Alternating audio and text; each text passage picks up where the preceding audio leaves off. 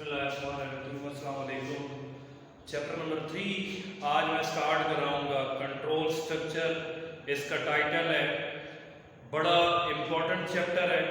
Long question एक इस chapter में से हर साल लाजमी आता है। फिर प्रैक्टिकल जब आप करते हैं तो प्रैक्टिकल में 20 नंबर का एक प्रोग्राम आया हुआ होता है, वो तकरीबन इसी चैप्टर के अंदर से ही आता है और बड़ा सिंपल सा चैप्टर है। इसके अंदर टोटल कुछ 4-5 लॉन्ग क्वेश्चन बनते हैं और 5-6 प्रोग्राम्स होंगे, वो हमने करने हैं। और एग्जामिनेशन के पॉइंट ऑफ व्यू से मैं अभी बता चुका हूँ, बहुत इंपॉर्टेंट है। लॉन्ग क्वेश्चन भी आता है और प्रैक्टिकल में 20 नंबर का प्रोग्राम भी इस चैप्टर से आता है। इसमें हमें कॉन्सेप्ट मिलेंगे, फ्लो चार्ट, एल्गोरिथम वगैरह, ये कैसे बनते हैं, जो हम चैप्टर 1 से पढ़ के आए हैं कि प्रोग्राम बनाना है तो एल्गोरिथम बनाने पड़ते हैं, फ्लो चार्ट बनाने पड़ते हैं, तो वो हम पढ़ेंगे। फ्लो चार्ट कैसे बनेंगे, फिर फ्लो चार्ट की मदद से हम आगे प्रोग्राम की कोडिंग कैसे करेंगे, तो ये इस चैप्टर के अंदर हमने पढ़ना है। तो आज का इंट्रोडक्शन आपके लिए बड़ा इंपॉर्टेंट है, क्योंकि इस इंट्रोडक्शन के अंदर इस पूरे चैप्टर की एक तरह की समरी है कि पूरे चैप्टर के अंदर हमने पढ़ना क्या है। तो स्टार्ट करते हैं कि control structure chapter number 3।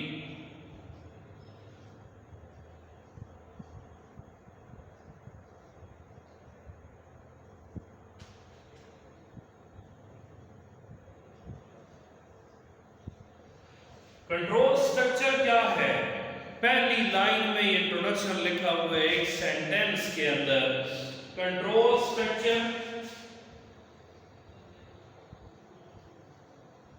controls the flow of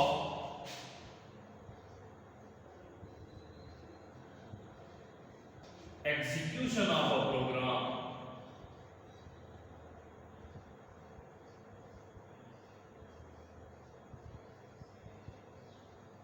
ये कंट्रोल करेगा किसको? फ्लो ऑफ एग्जीक्यूशन, ये प्रोग्राम कैसे चलेगा, किस तरतीब से चलेगा, प्रोग्राम के अंदर जो स्टेटमेंट्स हैं वो किस तरतीब से चलेगी, सारी चलेंगी, रिपीट होंगी, उनमें से कोई स्किप होगी, कोई चल जाएगी, कोई नहीं चलेगी, क्या तरतीब है, किस तरतीब से प्रोग्राम के अंदर जो स्टेटमेंट्स हैं वो एग्जीक्यूट होंगी, वो चलेंगी, ये कंट्रोल स्ट्रक्चर है। अब किस तरतीब से चलेंगी, मैं यहाँ पर डायग्राम बनाकर तीनों स्ट्रक्चर्स को एक्सप्लेन करूंगा, फिर आपको इस सेंटेंस की आसानी से समझ आएगी ये क्या है। तो 3 तरह के स्ट्रक्चर यहाँ पर हमारे सिलेबस के अंदर ये 3 स्ट्रक्चर मौजूद हैं। पहला है सीक्वेंस, इनकी डायग्राम्स बनाकर एक्सप्लेनेशन होगी तो आसानी से हम इस सेंटेंस को समझ सकते हैं कि कैसे स्टेटमेंट चलती हैं, उनको किस तरह से कंट्रोल करेगा। सेकंड सिलेक्शन स्ट्रक्चर है,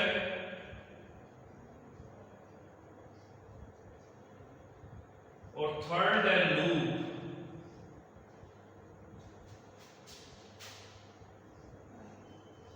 ये 3 तरह के कंट्रोल स्ट्रक्चर्स हैं, इनको आज मैंने एक्सप्लेन करना है। और फिर हमने जो लॉन्ग क्वेश्चंस हैं और प्रोग्राम्स हैं सिलेक्शन और लूप के, ये हमने 2-3 लॉन्ग क्वेश्चन इस चैप्टर के अंदर हमने पढ़ने हैं।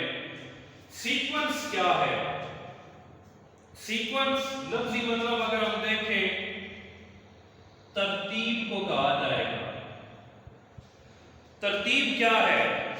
अगर 10 बच्चे यहाँ पर आए हुए, मैं कहता हूँ सीक्वेंस से बैठ जाओ, रोल नंबर 1 to 10 यहाँ पर बैठ जाओ, सारे प्रेजेंट हैं, तो एक के बाद दूसरा, दूसरे के बाद तीसरा एंड सो ऑन 10 तक वो बैठ जाएंगे एक लाइन में। अब प्रोग्राम में स्टेटमेंट्स की क्या तरतीब है? अगर प्रोग्राम में 5 स्टेटमेंट्स हैं, स्टेटमेंट 1, इसके बाद statement number 2,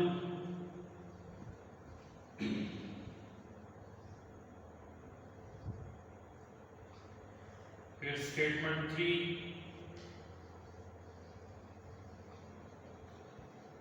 statement number 4,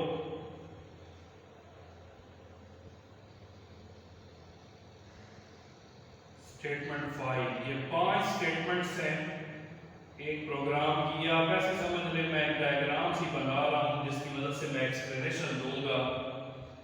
5 statements हैं एक प्रोग्राम की। सीक्वेंस स्ट्रक्चर पे ये स्टेटमेंट किस तरह से चलेगी, इन फ्लो लाइंस को आप देखें कि स्टेटमेंट 1 से फ्लो लाइन नीचे जा रही है स्टेटमेंट नंबर 2 पे, 2 से 3 पे आ रही है, 3 से 4 पे, एंड 4 से आगे जो 5वीं आखिरी स्टेटमेंट है वहां पर ये फ्लो लाइन आई।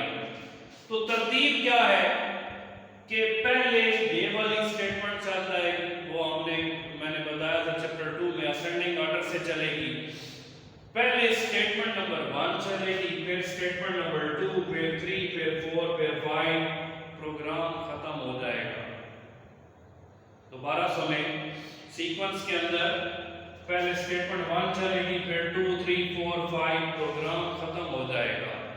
अब इसमें ना कोई स्टेटमेंट स्किप हुई है, पांचों चल गई है 1 बाय 1 एक एक करके, इनमें कोई स्टेटमेंट स्किप नहीं हुई और ना ही कोई स्टेटमेंट रिपीट हुई है कि 2 बार चल गई हो, स्टेटमेंट नंबर 2 2 बार चल गई हो, ऐसा नहीं है। इस स्ट्रक्चर के अंदर हम प्रोग्राम में जितनी स्टेटमेंट्स लिखेंगे, जिस तरतीब से लिखेंगे वो उसी तरतीब से सारी की सारी स्टेटमेंट एग्जीक्यूट हो जाएंगी, चल जाएंगी। उनमें से ना कोई स्टेटमेंट स्किप होगी और ना ही इनमें से कोई स्टेटमेंट रिपीट होगी। हर स्टेटमेंट कम अज कम और ज्यादा से ज्यादा एक बार चलेगी, एक से ज्यादा बार नहीं चलेगी, कोई स्किप भी नहीं होगी और ना ही कोई रिपीट होगी। ये सीक्वेंस स्ट्रक्चर है।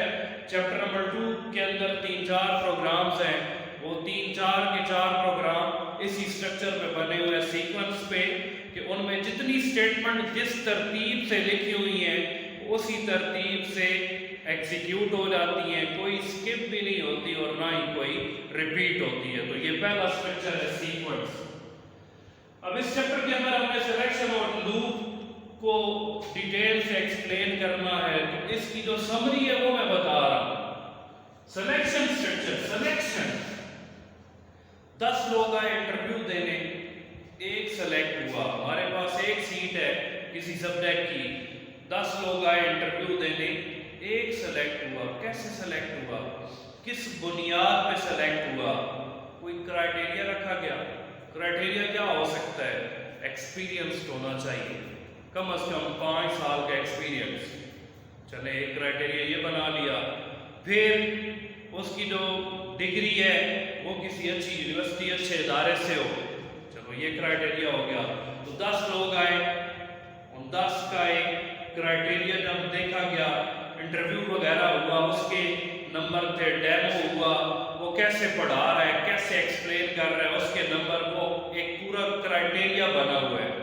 उन 10 में से फिर चूज किया जाएगा एक टीचर को पढ़ाने के लिए जो उस मेरिट पे पूरा उतरेगा, उस क्राइटेरिया पे पूरा उतरेगा। मैं टेस्ट लेता हूँ, 100 नंबर का टेस्ट है, मैंने एक क्राइटेरिया बना लिया कि जो नंबर 40 या उससे ज्यादा लेगा वो ही पास होगा, नहीं तो फेल होगा।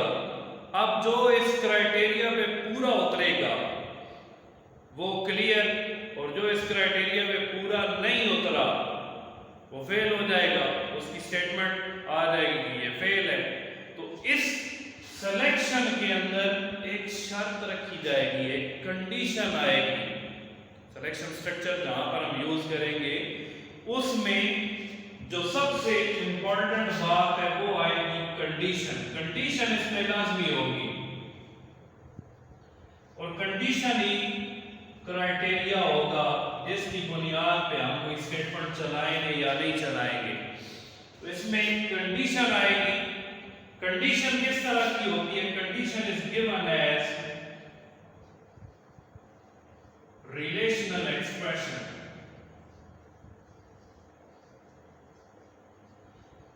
Condition as a relational expression दी जाती है। अब ये रिलेशनल एक्सप्रेशन क्या है? चैप्टर नंबर 2 में मैं बता चुका हूं कि जिसके अंदर रिलेशनल ऑपरेटर्स इस्तेमाल हो। और जहां पर रिलेशनल ऑपरेटर से सवाल हो जाए, रिलेशनल ऑपरेटर्स जिधर इस्तेमाल हो जाए वो दो तरह के रिजल्ट प्रोड्यूस करते हैं, या ट्रू या फॉल्स। ये चैप्टर नंबर 2 में डिटेल से मैं पढ़ा चुका हूं। अब सिलेक्शन के अंदर कंडीशन कैसे आएगी? चैप्टर नंबर 1 फ्लो चार्ट में अगर आप गौर करें तो उसमें हमने पढ़ा था कि कंडीशन के लिए जो सिंबल यूज होता है वो डायमंड सिंबल है। डायमंड सिंबल के अंदर कंडीशन लिखी जाती है। अगर मैं डायग्राम बनाऊं तो सिलेक्शन के अंदर एक कंडीशन आती है, कंडीशन या ट्रू होगी या फॉल्स होगी। अगर तो ये कंडीशन ट्रू होती है तो ट्रू के साथ स्टेटमेंट मौजूद है जो कंडीशन के ट्रू होने पे हम चलाना चाह रहे हैं, और अगर फॉल्स होती है तो इसके साथ भी स्टेटमेंट मौजूद होगी जो कंडीशन के फॉल्स होने पे हम चलाना चाह रहे हैं। तो सबसे पहले कंडीशन एवेल्युएट होगी। अगर तो ये ट्रू है तो ये स्टेटमेंट चल जाएगी, प्रोग्राम एंड हो जाएगा। और अगर कंडीशन फॉल्स है तो फिर ये स्टेटमेंट चल जाएगी और प्रोग्राम एंड हो जाएगा। इट मींस सिलेक्शन में हम सेलेक्ट कर रहे हैं, कोई एक स्टेटमेंट चलानी है, एक स्किप करनी है, या वो पास होगा या फेल होगा। नंबर इंटर करेंगे, अगर 40 के बराबर या उससे ज्यादा है तो पास, नहीं तो फेल। अब एट द सेम टाइम बच्चा पास और फेल इकट्ठा नहीं हो सकता। इट मींस इसमें दो ऑप्शन निकलेंगे, या कंडीशन ट्रू होगी या फॉल्स होगी। अगर तो कंडीशन ट्रू है तो ट्रू से रिलेटेड स्टेटमेंट चल जाएगी, प्रोग्राम टर्मिनेट हो जाएगा। और अगर कंडीशन फॉल्स है तो फॉल्स से रिलेटेड स्टेटमेंट चल जाएगी और प्रोग्राम टर्मिनेट हो जाएगा। अब इसमें गौर करने वाली बात क्या है, फ्लो कैसे चेंज हो रहा है। ये फ्लो लाइंस आ रही है, कंडीशन तक पहुंची, कंडीशन ट्रू है, यहां से फ्लो लाइन इधर आई, ये स्टेटमेंट चलाई, टर्मिनेट कर दिया। अब ये चली है तो ये वाली स्किप हो जाएगी। अगर तो ट्रू टास्क कंडीशन ट्रू हुई है, ये स्टेटमेंट चली है तो फॉल्स वाली स्किप हो जाएगी। सीक्वेंस में कहीं पर स्किप वाला काम नहीं था तो फ्लो चेंज हो गया। और अगर कंडीशन फॉल्स है तो फॉल्स है तो ये चल जाएगी, ये स्किप हो जाएगी। It means selection structure depend कर रहा है कंडीशन पे। अगर तो कंडीशन ट्रू है तो ट्रू से रिलेटेड जो स्टेटमेंट है वो चल जाएगी, प्रोग्राम टर्मिनेट हो जाएगा। और अगर कंडीशन फॉल्स हो रही है तो फॉल्स से रिलेटेड जो स्टेटमेंट है वो चल जाएगी और प्रोग्राम टर्मिनेट हो जाएगा। तो इसमें अगर 10 स्टेटमेंट है, एक चलेगी, 9 स्किप होगी। 2 स्टेटमेंट है, एक चलेगी, एक स्किप होगी। 5 ऑप्शन है, 5 स्टेटमेंट्स दी हुई हैं, एक चलेगी, 4 स्किप हो जाएंगी। तो ये इसका एक निचोड़ है, एक समरी है। नेक्स्ट थर्ड स्ट्रक्चर है लूप। लूप के और नाम में इसे रिपीटिशन भी कहते हैं, आइटरेशन भी इसी को बोला जाता है।